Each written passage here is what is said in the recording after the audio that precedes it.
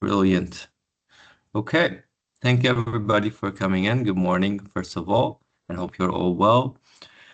Before we move into the presentation and the content of today's project, I'd like to briefly give you just a small overview of the Chameleon, for those of you who don't know Chameleon, as well as the work that has been done for these 2-3 years within the phase 3 of the Chameleon project. So Chameleon is an independent entity that's made up of 3 international organizations, which is NRC, Oxfam, and Solidarité. It's funded by EU as well as Norway. And for the past 3 years in phase 3, Chameleon has moved working on independent research, mainly focusing on cash and voucher assistance within social protection and social assistance umbrella. Mainly, we had picked apart a designated research agenda, focusing on specific topics and target groups, of which we have been able to review and conclude the main findings altogether within this piece, thanks to the work of Diana Tonea, our lead consultant. Just quickly going through today's sorry, we still have people joining in. We're going to be presenting today. It's not going to seem. Jean-Paul, can you please raise your voice? I can't hear you well. Of course. Sure. I'll make sure the microphone is well. Can you hear me well? Yes, a bit better. Thank you. All right, sure. I'm going to be a bit closer. Sorry for the cam. Over the past period, Chameleon has been working alongside partners, consultants, and key stakeholders to generate evidence on how cash assistance and social assistance and social protection systems are functioning in Lebanon. This has included the close collaboration with actors such as Ministry of Social Affairs, LDCF, sector working groups, as well as a range of operational and research partners, whom we're very happy that we worked with and were able to create and publish many of our reports as well as multimedia products. What we're presenting today is not a standalone product, rather the result of a broader learning journey. It builds on multiple research streams, field engagement, and continuous dialogue with practitioners, policymakers, with the objective of grounding analysis in operational realities. Ultimately, this piece reflects Chameleon's role in creating space for evidence-based reflection, bringing together different perspectives to better understand what is working, what is not, and where there is room to adapt and improve. With that, I'll hand over to Diana for her to lead on the presentation. Thank you, Diana, for taking this assignment on and for the good work. And I'll leave it to you and the colleagues. Wishing you all a great session. And let's start. Cheers.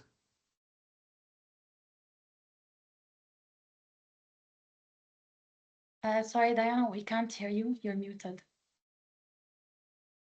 Oops, sorry. Hello, everyone. I hope you can hear me now. Yeah? Okay. My name is Diana Tone. I've been hired by Chameleon to lead on this last piece. Essentially, as JP was saying, it's a compilation of all the research that Chameleon has undertaken over the past 2 years. We did not undertake additional data collection. However, we had a look at all the research papers that were published. Just a quick disclaimer. Sorry. Here we are. So the publication was co-funded by the EU and Norway, so we honor our donors. However, the content is the sole responsibility of Chameleon and myself as a lead consultant. If someone could help me to mute the microphones, that would be really helpful. Thank you so much. So today, we're going to have a presentation. However, please note that Chameleon has produced a lot of papers, so we do not have the time, and I think you do not have the time to sit here for half a day to go through all the papers. So we're going to have quite short presentations in terms of really going through top-line key findings across the papers, However, also reminding us what is the objective, also the research questions. What we do want to engage with you on, have individual, not group work, we're not going to split in groups, but have individual works on a Miro board that we have prepared for today to really collect reflections and refine the recommendations. Now, the paper and the published paper have not been published yet, so we're still up for and open to recommendations, questions, and feedback, which we will include as a separate document to the paper as a result of this workshop. So why are we here today? You know better than me, although I've been engaged with work in Lebanon for the past couple of years, it's even more relevant today to speak about what have we learned from all the amazing effort that has been happening in Lebanon over the past few years to ensure system buildings, to ensure social protection systems and programs are built for the future, to ensure higher quality of the humanitarian cash and voucher programs that are implemented in the country. So we collectively, we can all benefit greatly from what Chameleon has produced across 2024, 2025, in terms of the knowledge products that it has produced and released over the past 2 years. It's even more relevant because we know that Lebanon has seen a series of humanitarian crises in the past, protracted displacement, limited recovery opportunities. So it's very important to look back and learn from with some of the great programs that have been implemented, and to really think what could we do better in the future. Just a caveat, because I know this has potentially been a critique due to the overly focus on qualitative data collection for Chameleon research. When we first embarked in this journey, and I was part of let's say supporting Chameleon to find its feet and design its strategy, its research strategy for 2024-2025, we really wanted to position Chameleon as an added value. So in our discussions with many stakeholders, we realized that there were two important impact evaluations that were planned in the near future at that point, which was NPTP and Amman. And we said at that point that we will not replicate or will not duplicate the efforts that are going to be implemented by other organizations. And we do want to produce some qualitative, robust first-hand experience from program participants or communities, and bring the quality aspect to what we believe would be largely quantitative surveys that will be implemented as part of the impact evaluation strategy. Now, unfortunately, these impact evaluations have been obviously delayed because of the situation in Lebanon. Chameleon went on and they produced significant findings, however, based on qualitative data collection. Again, Chameleon has done a lot, and well done to them and the team and the various teams of consultants that have put in so much effort to generate significant findings. As JP has mentioned, Chameleon has produced valuable research in 4 key areas: social protection, humanitarian cash and voucher assistance, resilience and self-reliance, informal networks and civil society. So from what you see, it's quite a diverse list of themes. So in this presentation and also in the final paper, we're trying somehow to bring all of this together, even if not everything is connected.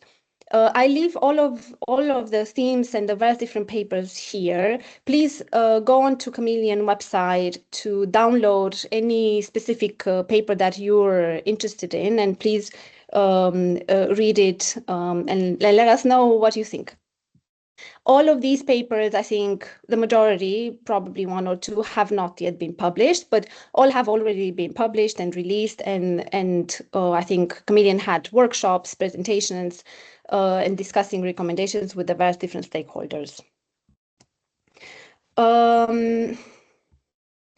key questions. So what can we learn from past research that has really looked at the interlink of these various different systems, so social protection, humanitarian assistance, civil society, and how can learning from past inform future emergency response, but also recovery plans tomorrow? What are the main access barriers of some of the most vulnerable groups? So again, Chameleon consultants spoke to some of the most vulnerable groups through focus group discussions, key informal interviews, so qualitative nature. And to explore some of the challenges they are facing, including patterns of potential exclusion, and what does this mean in a context of full-scale crisis? What is the role of cash coordination in driving an effective and timely humanitarian cash response? Can CVA programs also become an avenue for self-reliance and resilience building? This was a really important theme across some of the studies. What is the role of civil society and informal networks in filling the gaps and to compensate for the shortcomings of the whole response system, whole response? We first start with obviously the STARS, social protection and SRSN. Going quickly through the key findings. Again, I think throughout all the research pieces, the consultants and also Chameleon, they have really valued the efforts that have been put in the past few years to build the systems of social protection in Lebanon, which require long-term vision, time, resources, and so on and so forth, and it's not an easy undertake. That said, some of the groups of vulnerable people that consultants hired by Chameleon team have spoken to, and I think there were maybe 3 or 4 studies looking at access of bottom poor, so really selecting some of the most vulnerable households and how they perceive access to to existing social assistance programs, or access of older people, or access of persons with disabilities. I think the only, let's say, vulnerable group that hasn't been researched were children and also women. So essentially, looking at first-hand experiences of some of the most vulnerable groups, these were the main themes that came out. Again, it's not quantitative in nature, so we cannot generalize, obviously. However, it's very important to also understand, because these themes were repeated on and on and on throughout most of the interviews and focus group discussions. So systematic exclusion, some of the studies consider that social protection systems fail to reach some of the most vulnerable groups. There's structural access barriers, so digital exclusion, high transportation costs, inaccessible registration and payment mechanisms, especially for some of the most vulnerable, such as people with disabilities.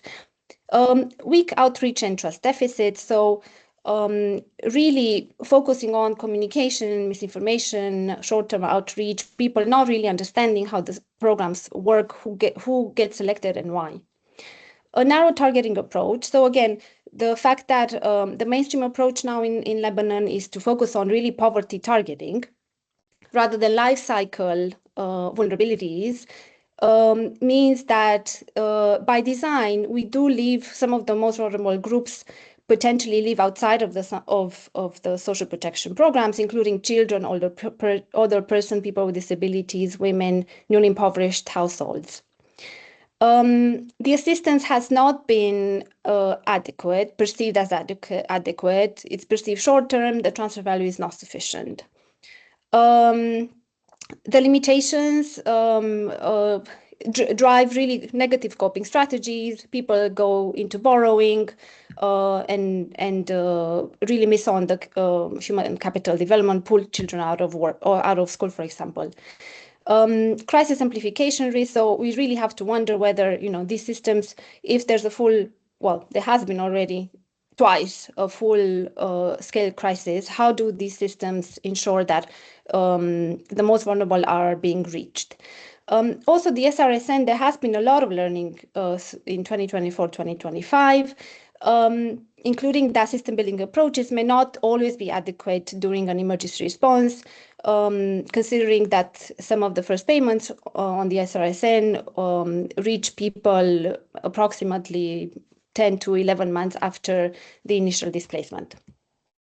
Recommendations. So really focus on preparedness. There has been quite a lot of calls also from the from civil society to ensure that there's an overall preparedness plan and strategy that clarifies roles and responsibilities, and to ensure that all actors that are party to the humanitarian response after a crisis are part of conversations to ensure there's better preparedness in the future and there's better engagement. Clarify purpose. In crisis, SRSN must prioritize rapid cash delivery, not the registry development or system building objectives, which fall more under a social protection long-term development strategy. Speed of a procedure. So definitely there's a lot of processes that need to happen: in-person verification, multiple data set reconciliation, lack of deduplication protocols, delayed assistance. Really a recommendation to shift to a more humanitarian approach to cash assistance, which is a rolling enrollment and ongoing payments. So you enroll, you register, you disperse, you register, disperse, rather than wait to build a social registry that could take up to several months and do the whole verification, the duplication, and then disperse assistance, which could take 6 months to a year, especially for large data sets. Expand fast, so really advocating for horizontal vertical expansion for both the SRSN and the Amman program, making sure that there's registration pathways for newly displaced people during crisis. Reach the excluded, make sure that the online registration is paired with active outreach, especially for the digital excluded groups. Fix data flow, so ensure there's two-way data flow between humanitarian actors and the Ministry of Social Affairs. There's data interoperability, and make sure that humanitarian actors are part also of the system, and there's not only a one-way distribution of lists.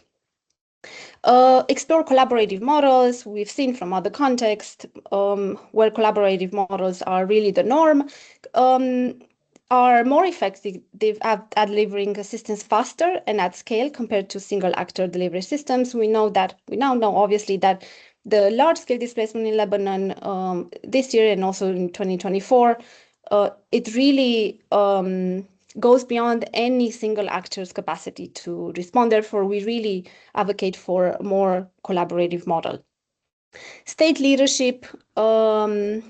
SRSN must evolve from a donor finance delivery mechanism into a state-led mechanism. So really thinking that ODA will decline, and this is a reality, really need to make sure that there's sufficient, let's say, lobbying being done also with the state authorities, that this is a mechanism that can really channel state budget financing as well, not only international assistance. And last point, Mosa's role, obviously acknowledging and applauding the great work that that the ministry has done, especially in taking a leadership role to coordinate humanitarian cash and long-term social protection systems. However, we also need to remind ourselves that there is the National Social Protection Strategy and that needs to be implemented, which will take a lot of time and capacity. And obviously, it's the long-term strategy. Recommendations for social protection. Really stay true to the NSPS, to the social protection strategy and the pension law, and really gradually move beyond poverty targeting programs towards a universal social protection system. Address exclusion, so just to make sure that we really look at some of the population pockets that are being excluded from the current programs due to access barriers or program design. We spoke about the digital illiterate, for example. A rights-based approach, we know that it reaches much more broader, provides a much broader safety net to some of the most vulnerable people using a life cycle approach. So these are the elderly, children, so on and so forth, people with disabilities. Transition from emergency to recovery, obviously easy said than done, but thinking ahead, there will be an after crisis. There will be a need to transition from short-term humanitarian aid to a state-led social safety net support. So we really have to think also of that and prepare for that in terms of what kind of systems we support and build. Strengthen national ownership. So yes, I think it's not just Chameleon, but ARI and other actors are calling for government leadership, domestic financing to be put into social systems and to build them. And really reinforce the social contract between the state and its citizens. We know, obviously, that even if we say move from poverty targeting to universal social protection, we know it's not a feasible undertaken under the current fiscal and growth constraint. But we also have to remind ourselves that the Amman program is also not sustainable, and potentially the state cannot assume the financing of the full program. So at one point, obviously, government of Lebanon will have to choose between, which programs to fund and which programs to phase out, since it's not sustainable financially. Obviously, if we look at whenever we say move from one system to another, we would definitely recommend a phased reform approach, 10 to 15 years or even more, depending on, obviously, the situation and economic growth. But also prioritize affordable measures such as the disability allowance, expansion to cover everyone, launch child grants that could potentially be funded through the state budget within the current fiscal space. We know that the use of loans and grants for the provision of benefits beyond system design is unsustainable. This is a best practice all across the world. We use such funding to build systems, but not to deliver assistance itself. Improve communication and outreach, so ensure clear, trusted multi-channel communication.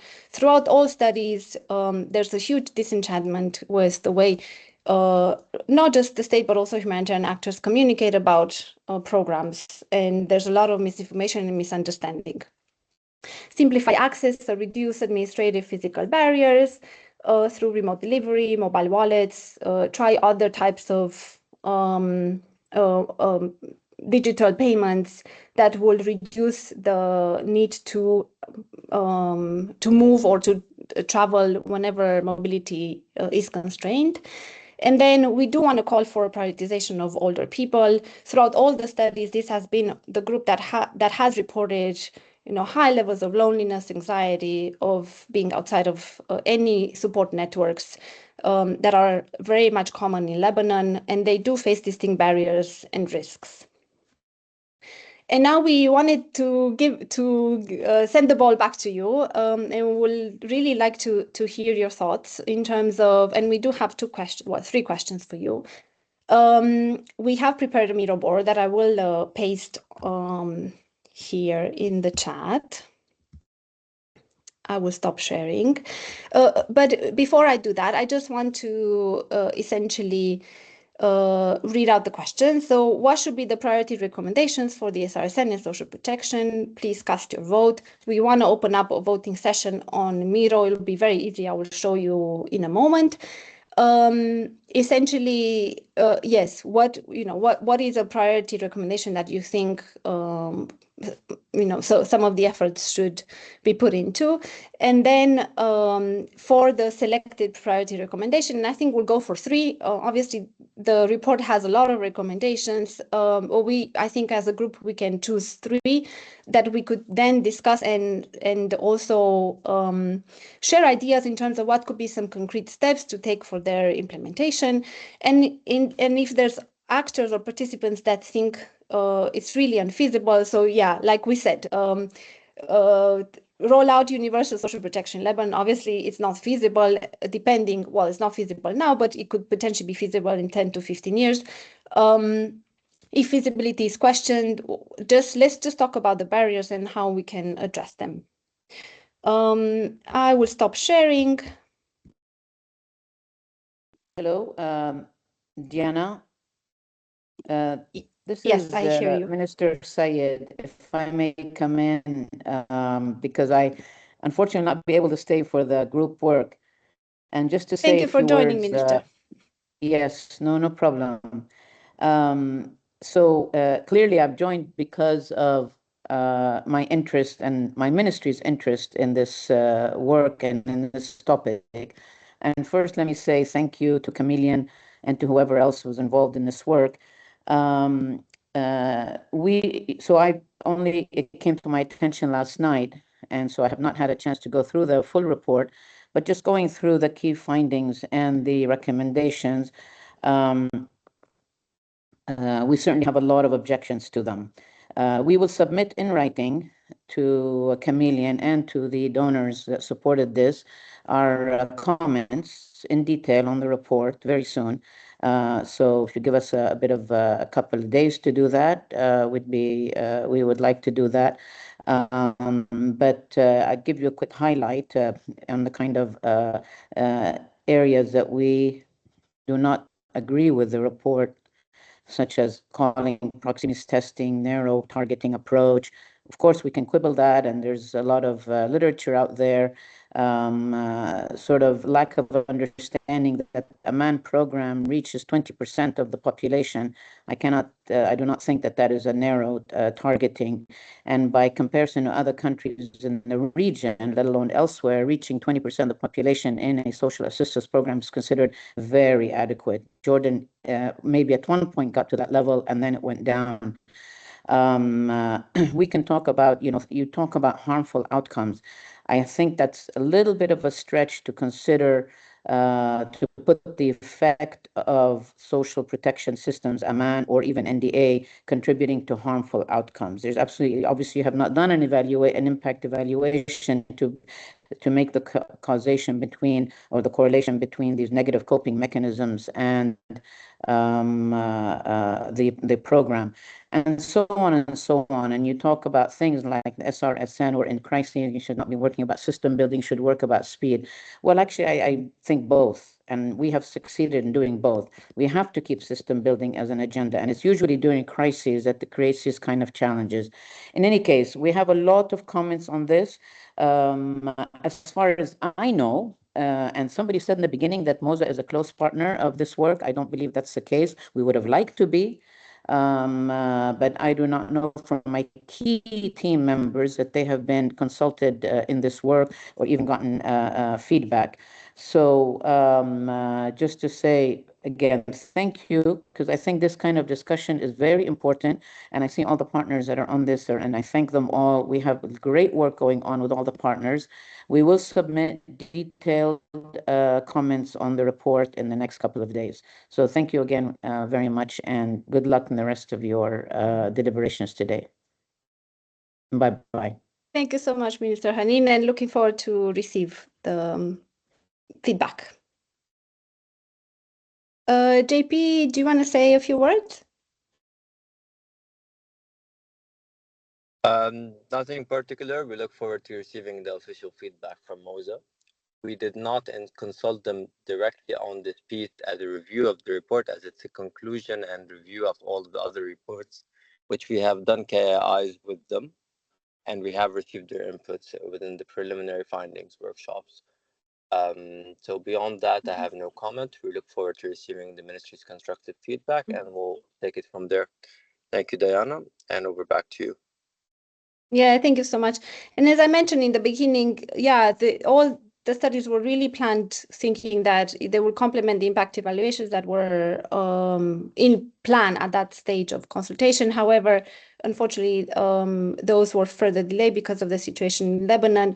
And yes, we relied mostly on qualitative data collection that, again, brings some of the negative perceptions of some of the populations towards towards the programs that are currently being implemented. That said, we definitely welcome any feedback, and we will make sure to incorporate as well into the final paper that will be released. Should we then move back to the Miro board to get additional feedback on some of the recommendations? If you can all click on the Miro board.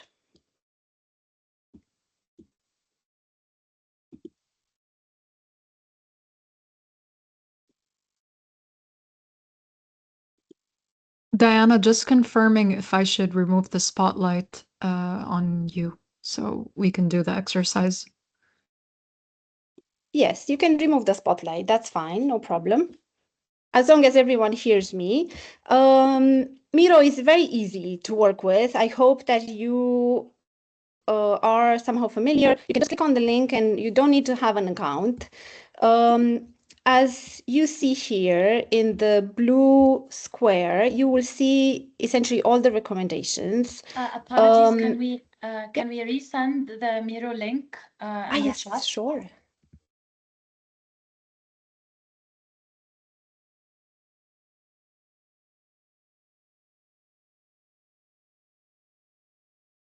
Here it is.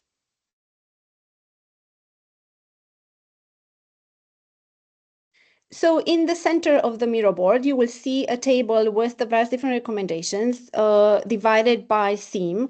And the first, let's say, 10 minutes, we presented the SRSN, the social protection system. And we will then continue after we finish this exercise with you. We will continue to talk about humanitarian CVA, resilience, self-reliance, civil society, and informal networks. So we will hopefully go through all of it. If not, do apologize. We know there's a lot of information, and obviously there's been a lot of research that have been reviewed for this final paper. Let's move. The first thing that we're going to do is to vote. Like we said, if you can pick three of the most, let's say, relevant to you recommendations that you think are the most important from the long list that I've just put out there, and we will do per theme. So first of all, let me just launch the vote. I will select voting for the SRSN recommendations for now. So we will only vote SRSN recommendations, and then we will move to social protection. 3 votes, let's say we'll give you about 4 minutes, acknowledging that, it may take a bit more time to reread them, even though they're the same as the ones that I've presented in the presentation. You can reread them and then vote 3, please. After this exercise, we will then go back to the Miro, to the blue table, and we will I will ask you then to write some of the feedback if you have, or you could raise your hand, and obviously we'll open up the floor, and also write down some concrete actions that we could take as a community in order to progress towards some of these recommendations. So if you want to zoom in, you will see on the right side, there's a zoom navigator, zoom in, zoom out. Perfect. So I just started the vote.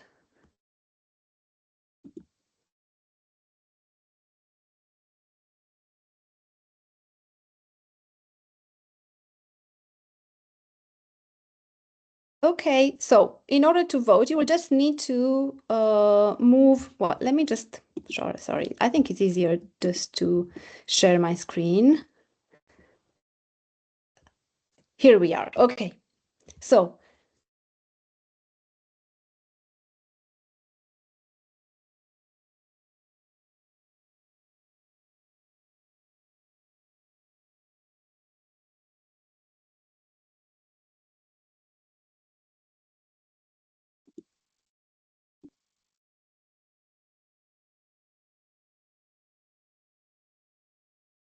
we are voting, I think, well, sorry, apologies for this. Let me just start again the vote. Okay, 1 out of 17 votes. You will see that we can only vote the blue post-its on the left side in the voting recommendations area. If you click on a plus, you can vote. So we'll give you a couple of more minutes to vote.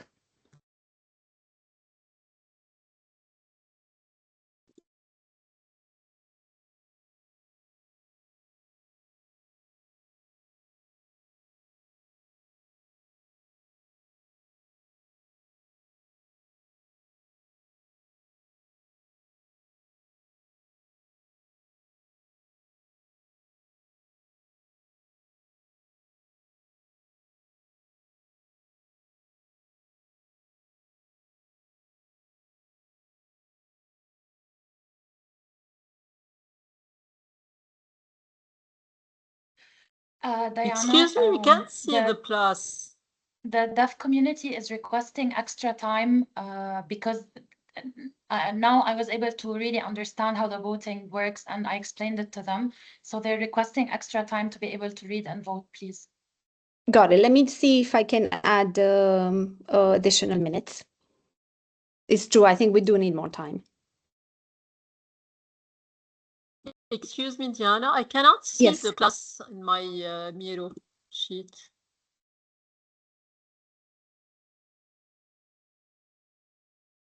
Do you see my screen? And I see your screen. yeah, I you see see the the plus on plus, your right? screen. Yes, but I can't see it on mine.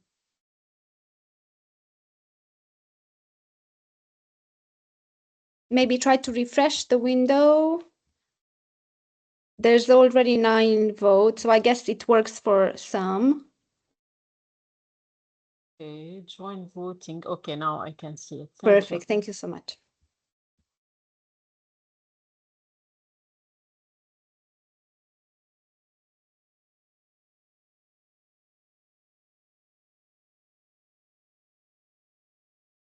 I'm sorry, Diana, can you stop sharing the screen so I can see the deaf people opening their cameras and so they can see my interpretation if needed? Great, I will do that. I guess now it's clear. If there's any more questions, please raise your hand. You can press the plus to vote, or you have additional time. And I will stop sharing my screen now.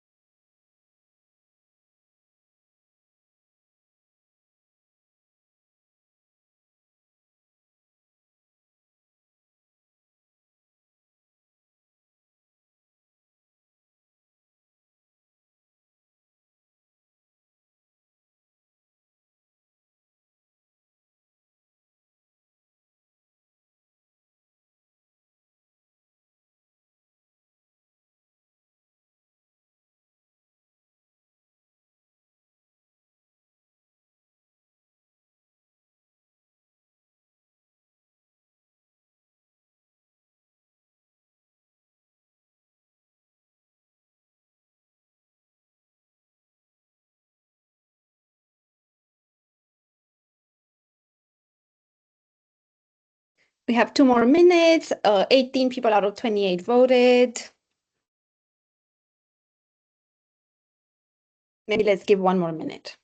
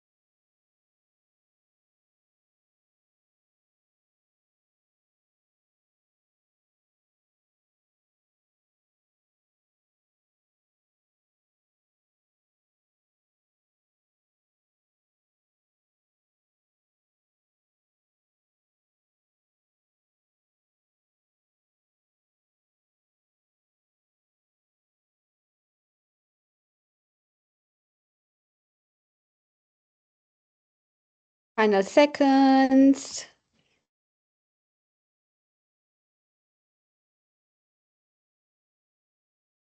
I think only 20 voted.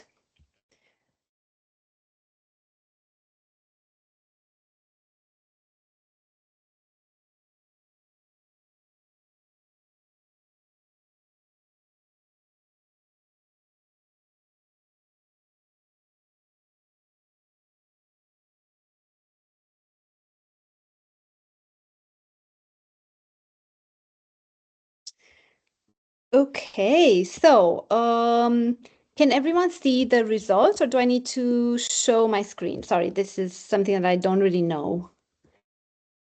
Can you please share screen, because it's the same problem that they can't navigate both. Got it, thank you.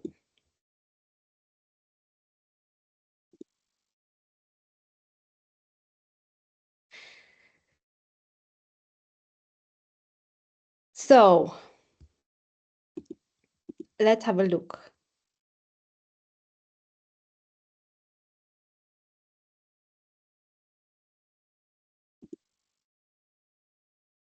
We have 12 votes for reach the excluded. So online registration must be paired with an active outreach, especially for digitally excluded groups.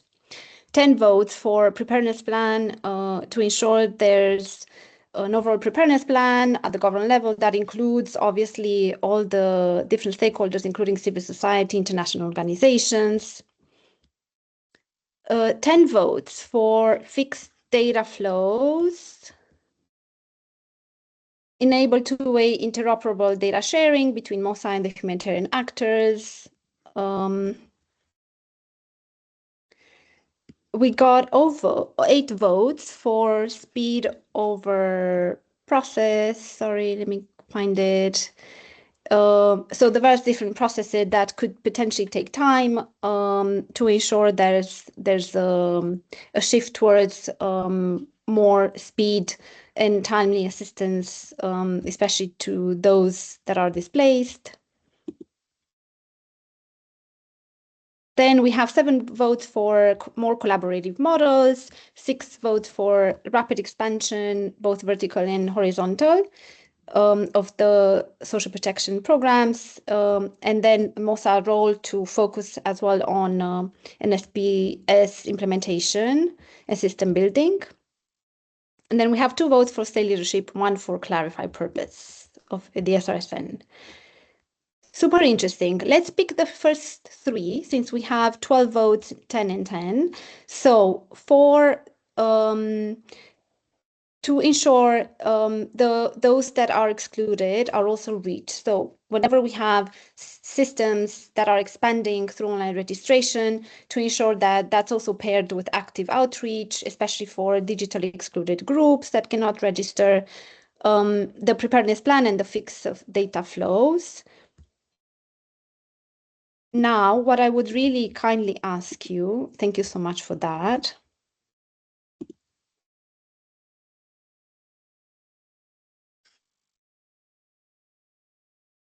is to move on to this section. I hope you can all see. So the most voted recommendations, the 3. Please do share your ideas on post-it notes. You could move post-it notes from this side and write down additional feedback, additional comments. Is it feasible? If it's not feasible, what are the barriers and how we could address them? What could be the concrete steps to take for their implementation? And I will put a timer. And again, this is another, let's say, group work where we really invite feedback from participants. Please share your thoughts. And we will give you 5 minutes for that. Then we can open up the plenary to further discuss.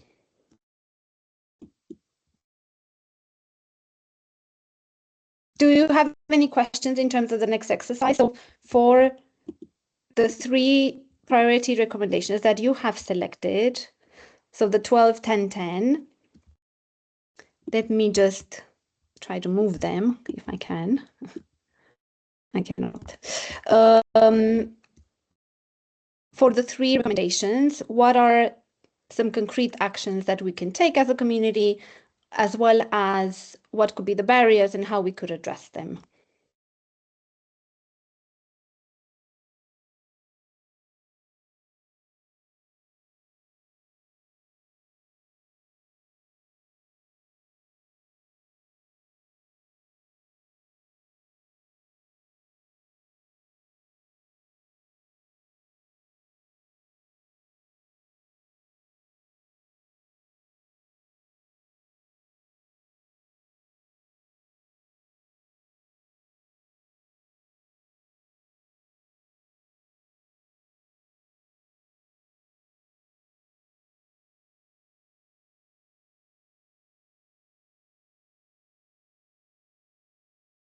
I see some people taking some notes. We can add additional time, of course.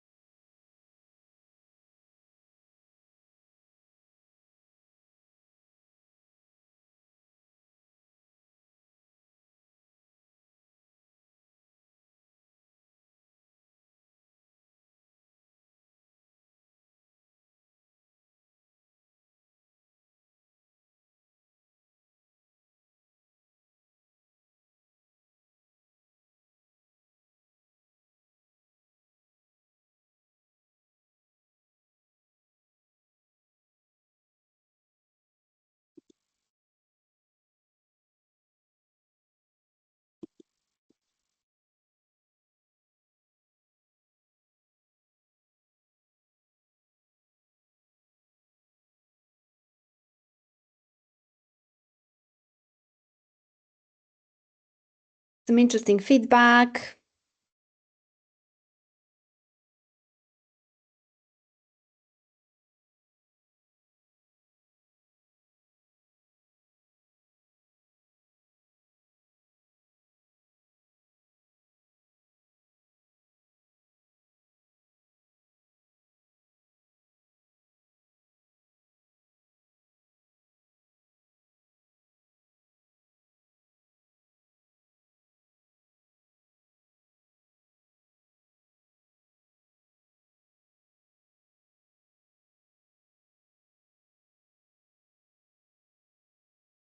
We're soon entering the last minute. Let me know if you want some additional time.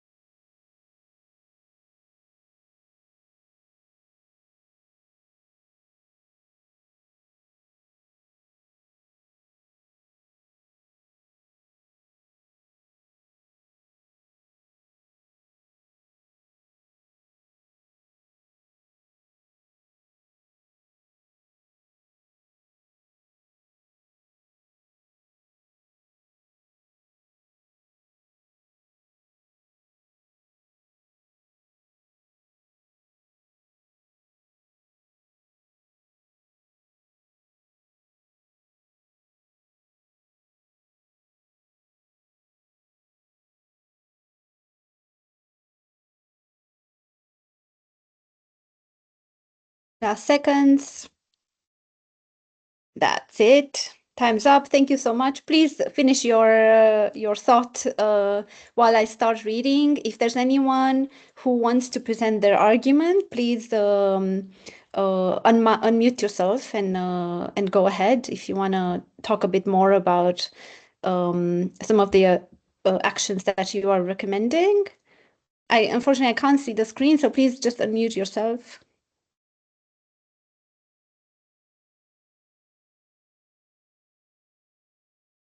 Got it. No one? Okay, let's go through them.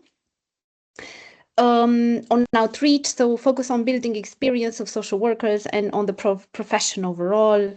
Definitely, it's something that Chameleon has not necessarily researched on, even though I remember initially we were discussing on doing a piece on the STCs. That's very, very good advice. On fixing data flows, perhaps support MOSA to build interoperable system for data duplication with the cache working group. Technical solution is not the challenge, I fully agree, but the need to iron out the data governance and to agree on which systems to use. And again, that's a problem everywhere that we work to with the deduplication. It's the data governance and who controls the data, who shares it, and who's using it, and who gets the consent. It's not necessarily the technical solution, which there's plenty of. Interim solution can be found while this happens. Useful to look at the Gaza example. Very much so. Also, Ukraine is a very good example, Colombia. So there's quite a lot of innovation in this space as well. But when it comes to data governance, there's quite a lot of moving pieces. Fix the two-way data flow, clear advocacy through the cache working group for this, understand from MOSA what the barriers are, has previously been put down to capacity.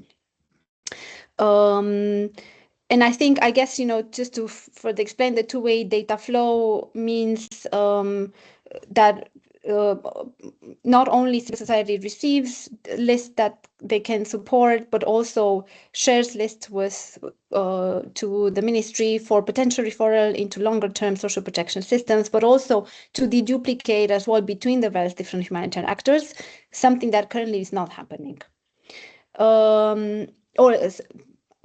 That system is currently not in place. Reach the excluded, established registration points or mobile teams supporting those who are not capable of completing digital self-registration. If MOSA has no capacity, then humanitarian actors could support by establishing a two-way referral pathway. Very well said. The government is in the driver's seat. Let's support them best with providing specific solutions and via advocacy for intersectoral approach.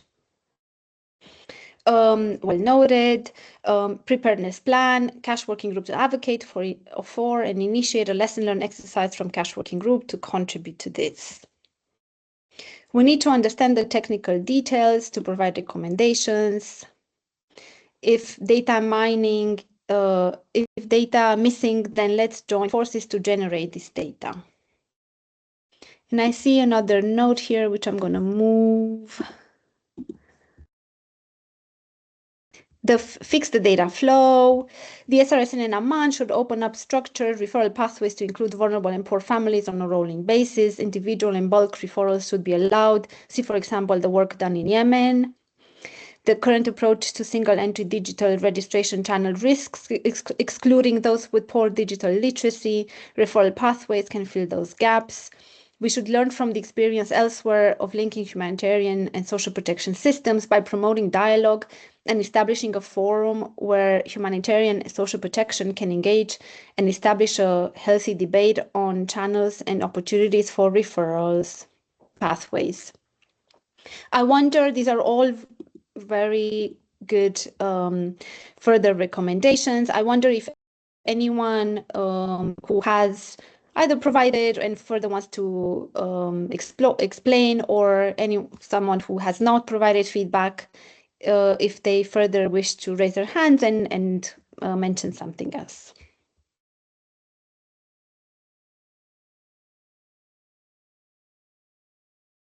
I don't know if you can see my hand.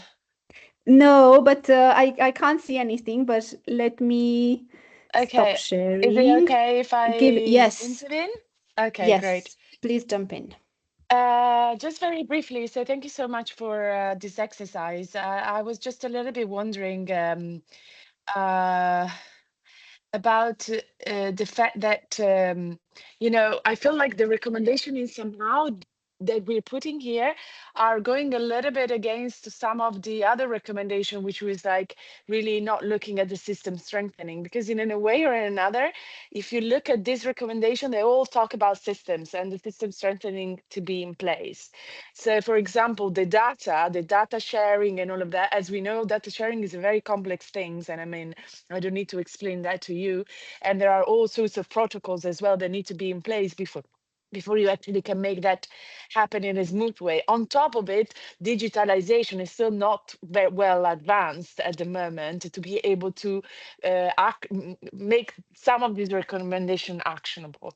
So the question would be, for example, I think that one that got definitely a lot of votes, like the preparedness plan, that is key. Okay, not having a plan that is very clear from the onset. But I think that there was a little bit of an effort with the establishment of the social shock responsive safety net to have, let's say, that plan in place. The problem that the plan did not clarify all the steps of the chain, was not clear enough. The question would be also regarding of speeding, like again, for example, speeding the procedures, the fast expansion, some of the reach, the reach out, the outreach. Again, I feel like a lot of this is connected, and I'm speaking as a donor, okay? A lot of this is connected to available resources, and that doesn't necessarily mean available people on the ground, but really resources to deploy and make this recommendation actionable. It's staggering to see for me in this crisis that we have basically almost 20% funding of what we had in 2024. So we have a decrease of 80% overall. And this is like, it's enormous if you think about it. So for me, it remains unclear a little bit. I know that you've done mainly a desk review of the published already studies or the one that were already compiled. So I'm not totally sure how much your recommendation and the comparison between the first crisis and this, I mean, first, it's not the first, it's the millionth crisis, but the one in 2024 and the war now, how that compares. So I'm not totally sure like how much you've been able to capture the shift. And I think that a lot of these recommendations are very relevant to the first, but then we need a reality check. And this is my main comment, is like how much can be done, because the same goes, and I know that there's been a lot of discussion in the cash working group also recently in the local donor cash forum. It's like, yes, sure, the transfer value is not adequate, but there's simply no money to make it adequate. So what are we talking about? So I think that a lot of these things, it will be interesting to have an exercise of trying to understand of what is actionable, what is truly actionable in the current context. Because that would also really help us in our conversation with the Minister of Social Affairs, for example. And I do recognize that a lot of the things, some of the data sharing, for example, two ways, having a better two ways in a way. And I think that the ministry is also learning now with this experience and understanding, okay, for example, what happened, I don't know, I mean, I'm sure that you're very acquainted with all of that exercises, but the rapid assessment, and there was a real pushback at the beginning, and then they realized that it was something that needed to be done, and it wasn't perfect, but it had to be done, and somehow otherwise it would be impossible. So just throwing it out there, because I feel like this risks this angle risks to make the exercise a little bit superficial, because then we will have a set of recommendations that we won't be able to put on the plate. So just throwing it out there, a bit of a devil's advocate, but yeah, maybe to see whether we could find an angle where we can really see, okay, what can actually be done with the resources that are available now. And of course, a disclaimer, the EU is not decreasing the funding. It's not us, but still. Thank you. Thanks so much. Yeah, fully agree with that. And we really tried. I mean, as you know, this the closing paper and closing committee workshop, they were already planned before, obviously, the new escalation of crisis happened, and we tried as much as possible to ensure somehow that it's relevant, but I fully agree, obviously it does not capture the present. It's a lessons learned exercise based on previous research, and trying to draw some of the recommendations that could be somehow applicable in the present and in the future. And well noted on the huge feasibility and barrier, right, which is considerable decreased funding. Even the report mentions various different figures from 35 to 45 by some experts to 23%, I think, figure that has been released by OECD recently of drop in general ODA levels. So yeah, definitely. Maybe we can definitely add in the response paper, yeah, the big caveat is availability of funding will highly impact the feasibility of all recommendations at the end of the day, right?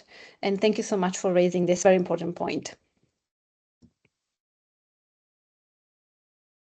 I think there's additional comments.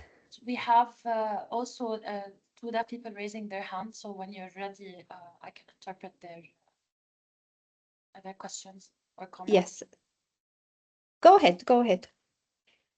Hi, Diana. Can I come in? Yes, please go ahead. So this is Foz from WFP, and please allow me to come in here. I'm wearing my WFP hat, as WFP has been a main partner in implementing various social protections programs with the ministry, starting from the MPTP to Aman, and then recently into the SRSN. Just as a general recommendations from our side, I mean, we find a bit, and starting also from where Sarah ended, we find a bit the language and recommendations are really a bit harsh, and it doesn't take into consideration a huge amount of work that has been really conducted by MOSA and various partners. If we want to go by your recommendations that you're presenting in terms of, definitely from our side, you should couple system strengthening with cash. Otherwise, you would fail to ensure the efficiency and the effectiveness of the intervention, starting with the deduplication and with efficient targeting, etc. So definitely these two from our side should be coupled together. Using, as you've mentioned before, using the lessons learned from the SRSN 2024, which in our opinion has, it should have been really a must and an experience that the government should go through in order to implement and improve further. All the partners were invited on various occasions, and WFP was one of the participants for sure, through the formerly the basic assistance, through the food security sectors. They were consulted on various streams of the implementation of various works, and definitely all their inputs were, I think, now replicated, and how do you say, like we have, I mean, they have been taken into consideration in the implementation of the SRSN 2026. I'm also speaking under the authority of the MOSA colleagues who are available with us also together in the call. Just 2 months into the crisis, we have more than 100,000 households who have been already affected or assisted. Just now I'm speaking in terms of cash assistance only, let alone all the other type of support that has been provided. On other streams, if we talk about Aman and just, the final point on SRSN also, that discussions are also underway in terms of linking after the ceasefire, the official ceasefire, in terms of linking SRSN households into longer term social protection programs, the Aman. On the Aman, on MPTP, we find it honestly a bit also harsh in terms of the huge efforts that has been done together. And again, as WFP, one of the main implementing partners in terms of Aman and the NPTP, between 2016 and 2026, more than 7 rounds of recertification exercises to the current caseloads and new caseload have been undertaken by MOSA and WFP, including updates into the targeting and various program phases. I mean, as Sarah mentioned, yes, definitely the issue of the transfer value resources, as you are aware, whether state or donors do not allow the further increase of the transfer value. So I just want to highlight these, and that's it from my side. Thank you. Thank you so much. We will take note of all that, and thank you so much for joining today. Yes, like I mentioned before, I think we definitely don't want to come across as a group of researchers that is only criticizing what has happened. The methodology used for this final paper has been to review all the papers that have been produced over the past 2 years, and this has been the consistent message that has come across. We really invite you to also maybe refer back to some of those papers and recommendations. However, we definitely obviously acknowledge that things are moving fast and there's a lot of progress. Maybe the negative side is lack of funding. However, there's been a lot of progress from one crisis to another in terms of system building and all the efforts that have been undertaken. And I think we definitely, yes, I want to mention this again, that that's very much appreciated. That said, it's also obviously our responsibility to show some of the research that has been collected over the past 2 years. And again, maybe a strong message in the final paper that will be produced could be that this is the past, this is learning from the past. However, things are moving, and there's a lot of learning and there's a lot of action being implemented as we speak.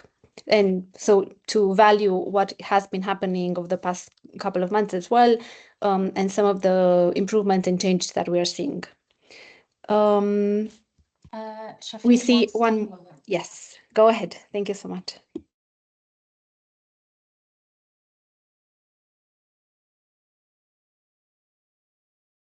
First of all, my name is Shafi.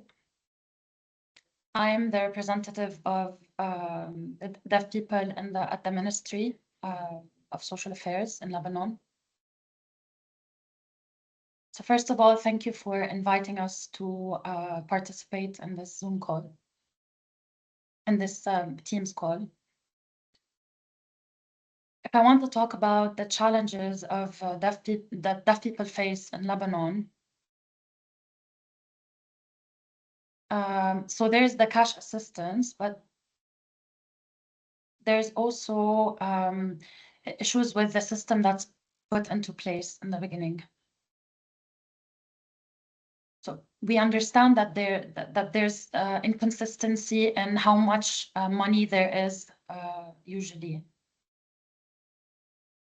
But the biggest challenge when it comes to deaf people in Lebanon is the system that is built in. So there isn't any accessibility for deaf people. Sorry, I'm just asking him to, yes. So there isn't accessibility for deaf people into the system that's already built in.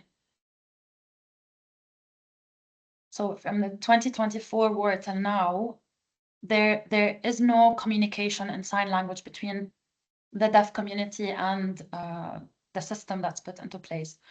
There is no access of like any information in sign language. If a deaf person goes to the ministry, there isn't anybody who can speak to them in sign language so they can explain or guide or help. So the problem in data accessibility for us is much more important than the actual cash assistant access, than actually accessing the money. So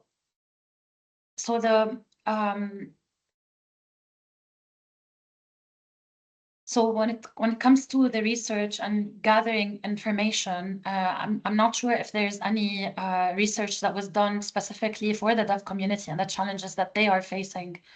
So I would like to request that, because it seems like from the data that is being presented that it's like what everybody is facing is one world or one set of information, but the thing that is excluded is what the deaf people are facing.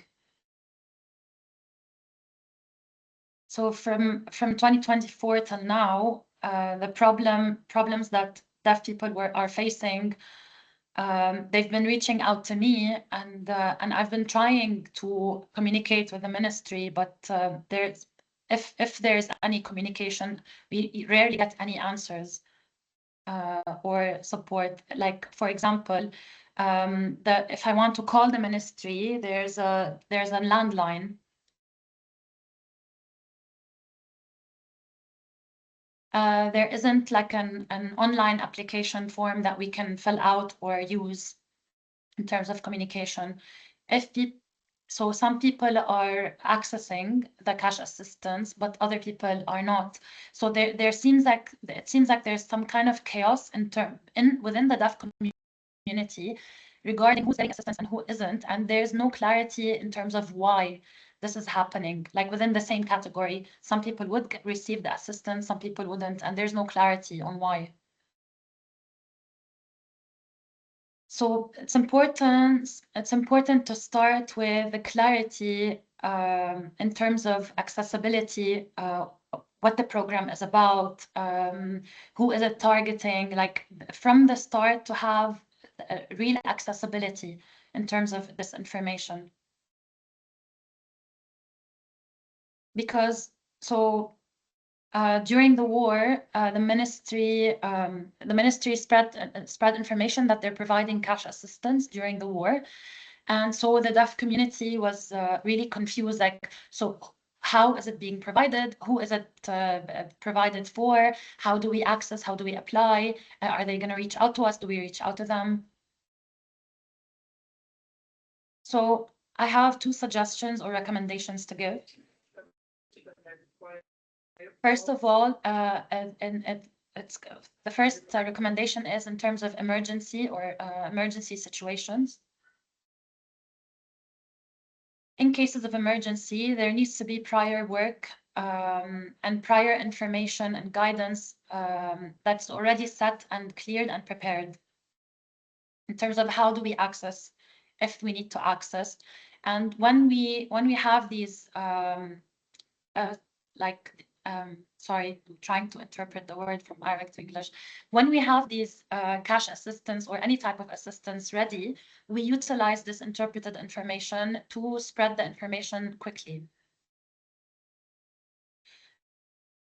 The target is basically to give them the right to for everybody to understand how the system works, where like all the information from who gets it, how, when, why, and so everybody would get equal access to this information specifically. That's their right in terms of equal access to information. The second recommendation is related to the challenges that deaf people face specifically during the war. So focusing on yes, so so now the focus during the war is usually on helping displaced families during times of crisis, especially in cash assistance. But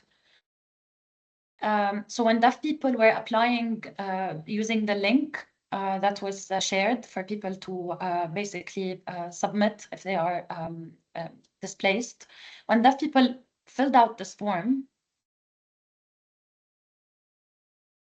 and then the ministry called them, actually, like gave them a phone call, and they kind of lost the opportunity to actually receive cash assistance if they were eligible because they received a regular phone call.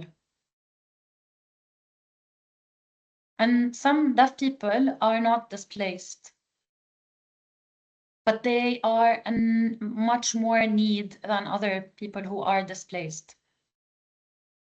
And the reason is because some displaced people were living in shelters, they were receiving food, they were receiving aid and support, but others were not. And these deaf people lost their jobs, they lost so many things, and they have zero cash flow. So it's very hard for them to sustain a living during like 1 month, 2, 3 months of war.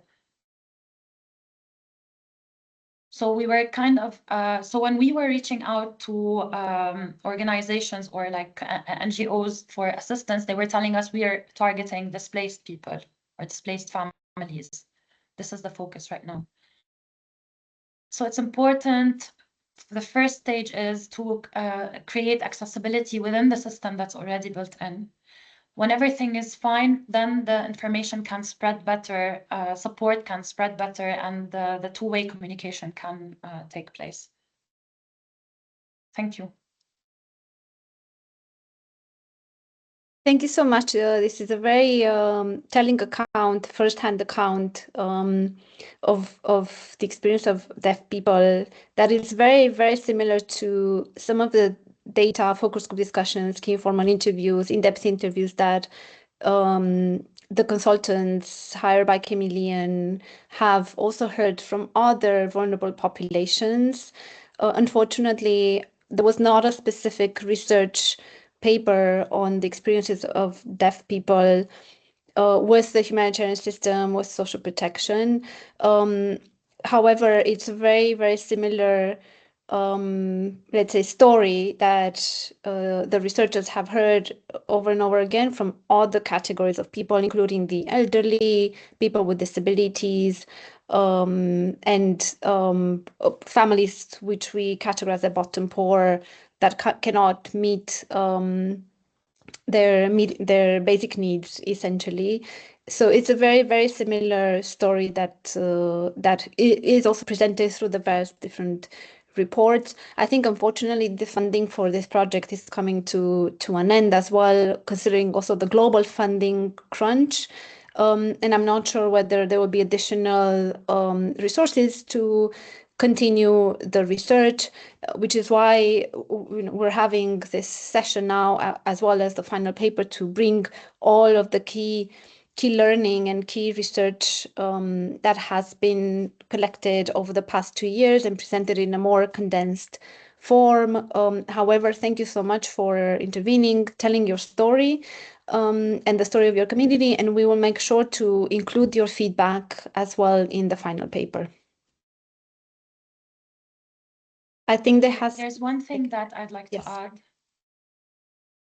So I'd like to tell you that I'm going to send you an Instagram page of Sign Language Lab. You can through accessing Sign Language Lab, you can see you can access information related to the challenges that deaf people are facing. And if you need any further questions, or if you'd like to basically collaborate in any way, you can reach out to us. So we created a campaign called Mute, and this campaign basically showcases the challenges deaf people face during the war.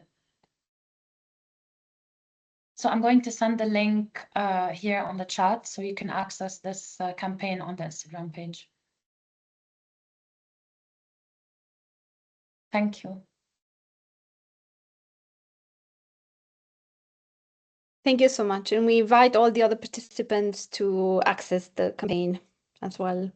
The CAMEALEON team is also part of the call. So JP, Ingrid, Mona are here as well. So we will make sure to take your contact and your feedback into account. Thank you so much.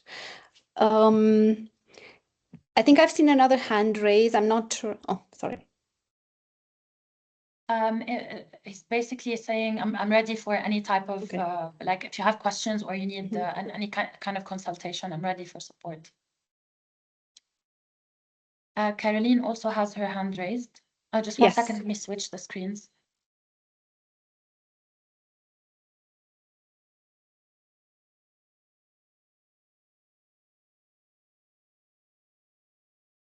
Okay, yes, I can see now.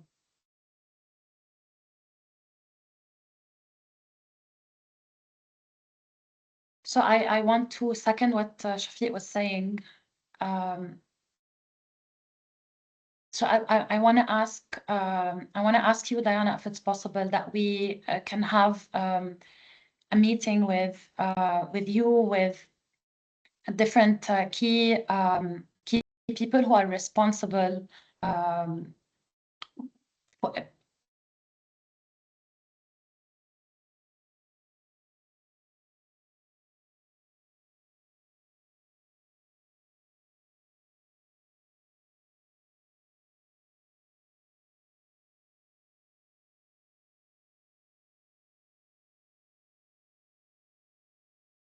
okay, so she's Caroline is saying is requesting if there could be a meeting with you, Diana, and the key people who were working on the research with a group of deaf people, if it's possible to arrange for that. And also, I want to ask a question because some information was not clear for me. So like my question is basically the cash assistance it's from the age of 0 till 35. And it's like the $40 cash assistance. And there's the 65 and above, also $40 cash assistance. But the age in between, there's the age in between these two age ranges, they don't get cash assistance. So for us, it's unclear why. That's it. Thank you.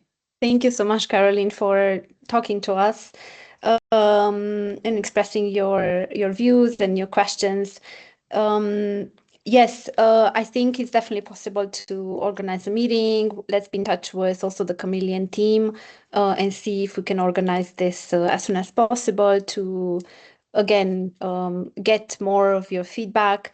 In terms of the National Disability Allowance, and I don't know if UNICEF colleagues are here, they can speak much better to that program.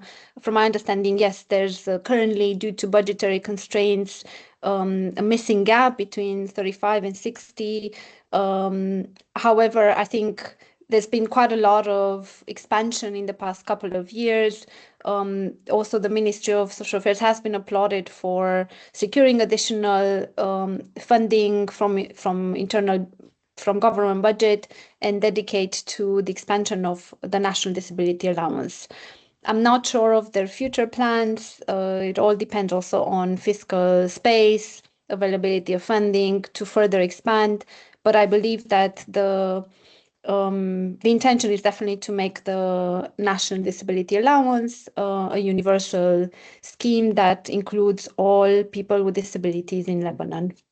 But don't quote me for that because I'm not working with UNICEF and I don't really know if that's the case and when that will be the case. It, I guess, all depends on funding. Thank you so much.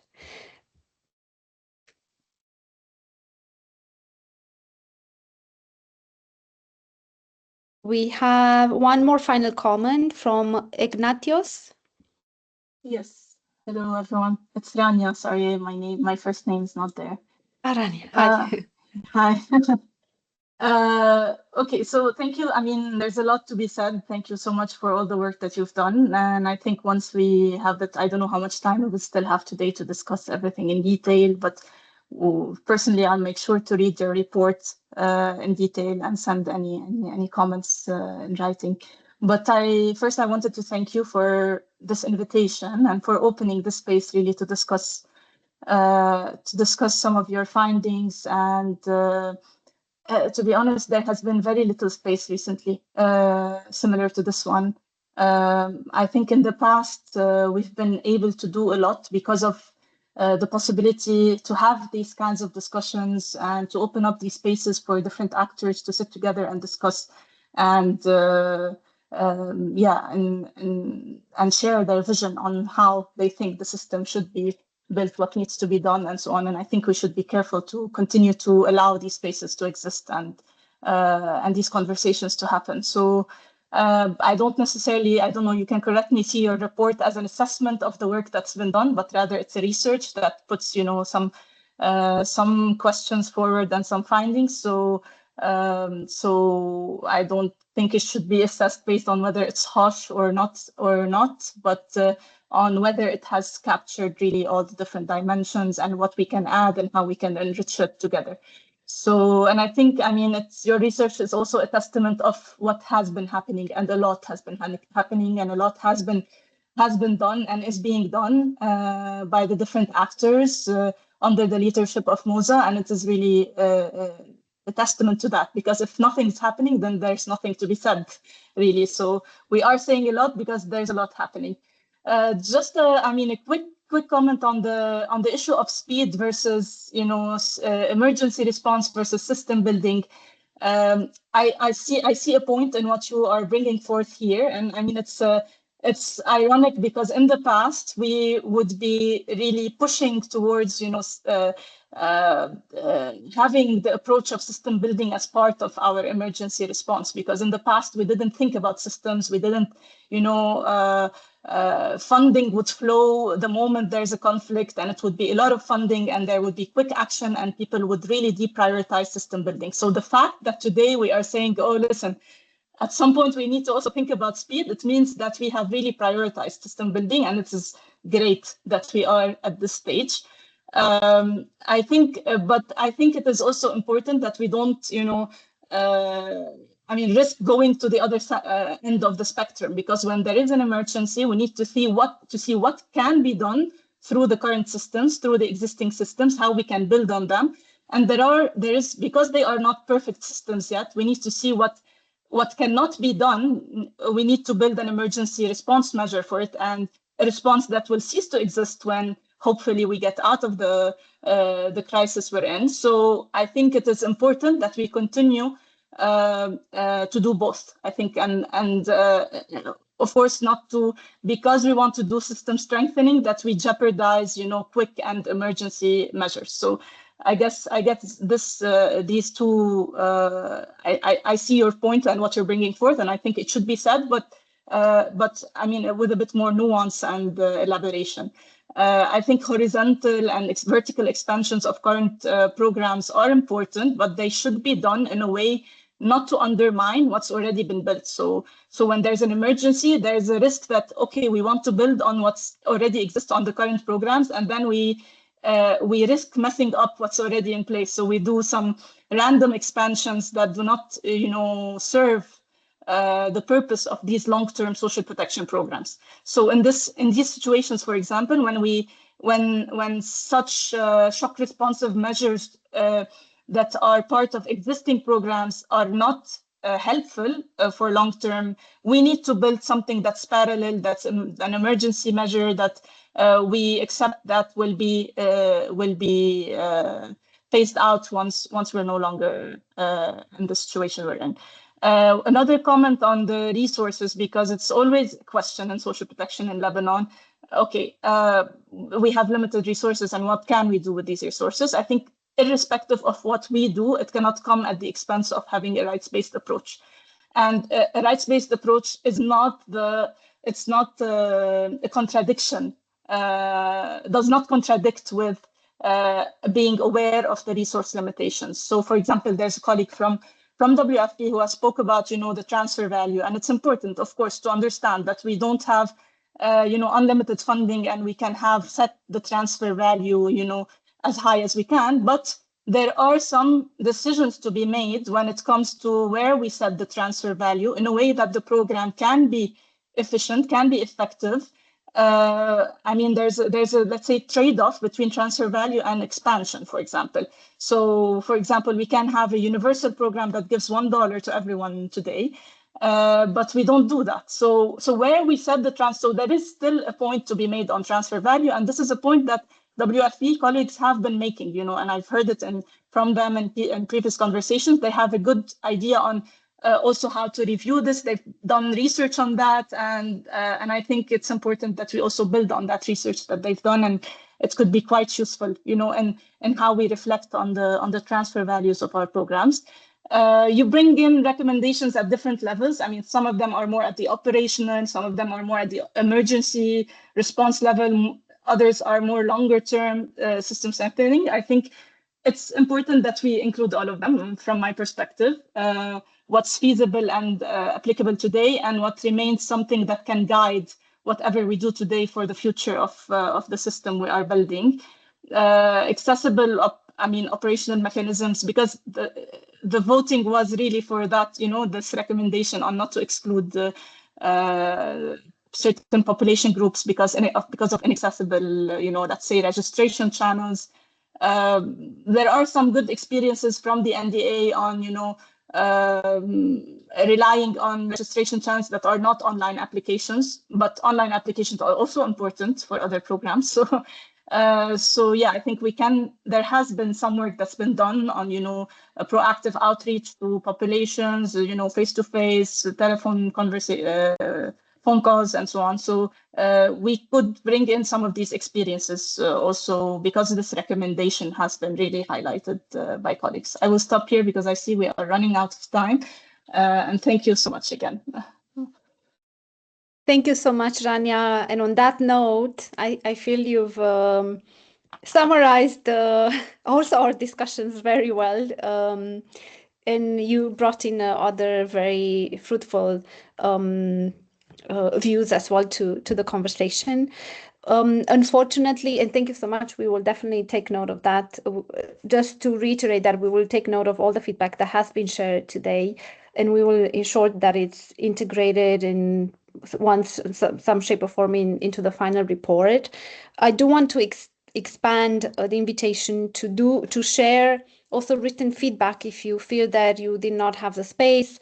Unfortunately, as mentioned in the beginning, we were also supposed to present also some, obviously, the recommendations for longer-term social protection development, but also we had a presentation on humanitarian cash assistance and coordination with some recommendations for the cash working group. We had some recommendations related to CVA for self-reliance, resilience. There was very interesting research done on cash plus approaches, on the role of debt and debt management, knowing that a large majority of people are incurring debt to just meet basic needs on a day-to-day basis. And then finally, there was also additional research and lessons learned on the implication of civil society in the 2024-2025 escalation of hostilities, the role they could play in the future, and also the role of informal social networks. It's been a lot, and we thought we could go through most of it, and we apologize for that. Again, the reports have been shared prior to this meeting. Please feel free to reach out in the next couple of days to share any additional feedback. We do invite you to go through either the main report, executive summary, conclusion, recommendations if you do not have time, or the policy paper that is 4 or 5 pages, so it's not a long read if you do have time. And mind space, obviously, to go through that and come back with feedback. We will make sure to incorporate, and we do apologize that we're running a bit late. And thank you so much for your participation. It's been very rich conversations, and we've learned a lot from you, even if we didn't have a lot of time to engage. I would like to hand back to JP just to close the session today.